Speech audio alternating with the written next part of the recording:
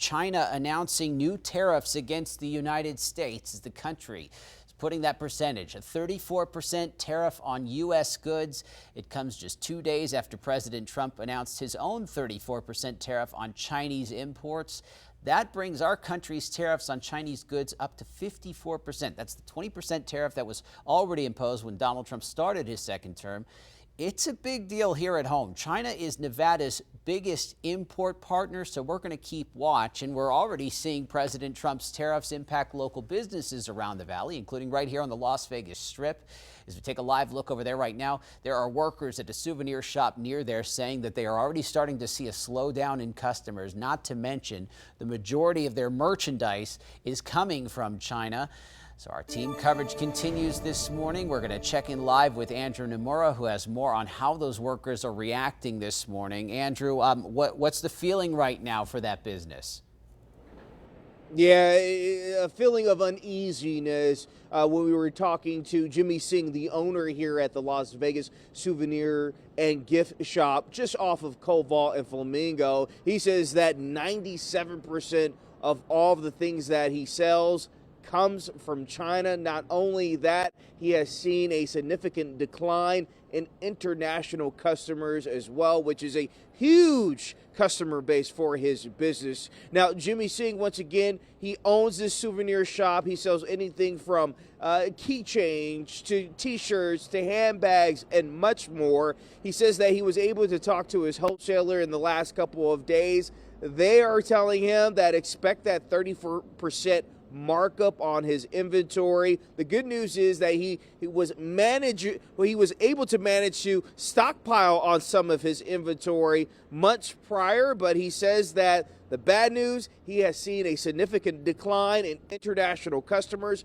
which is huge for his business. Take a listen. My sale is becoming very slow, down.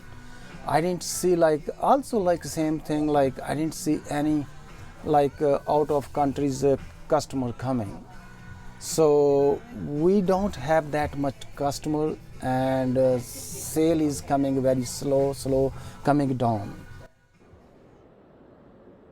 Well, let's talk about the Consumer Sentiment Index. According to the University of Michigan's Consumer Sentiment Index, which is an economic indicator that measures consumers' optimism regarding their finances, well, we've had a 10% drop from the month prior, from February to March, which is hasn't been there since November 2022, when inflation was around 7.1%.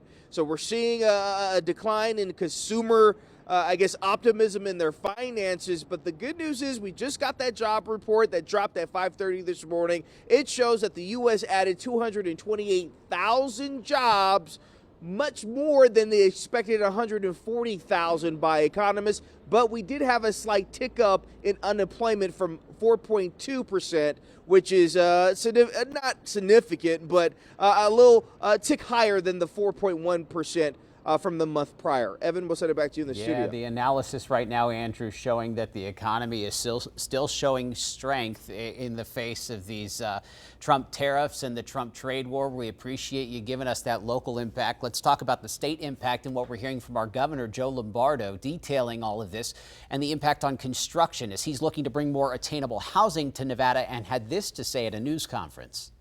Obviously, the tariffs are the great unknown in how we deal with the logistics associated with the construction.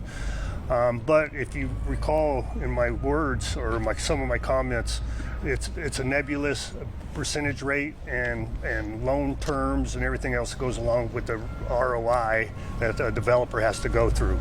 So we'll make adjustments on the fly depending on the economic outlook.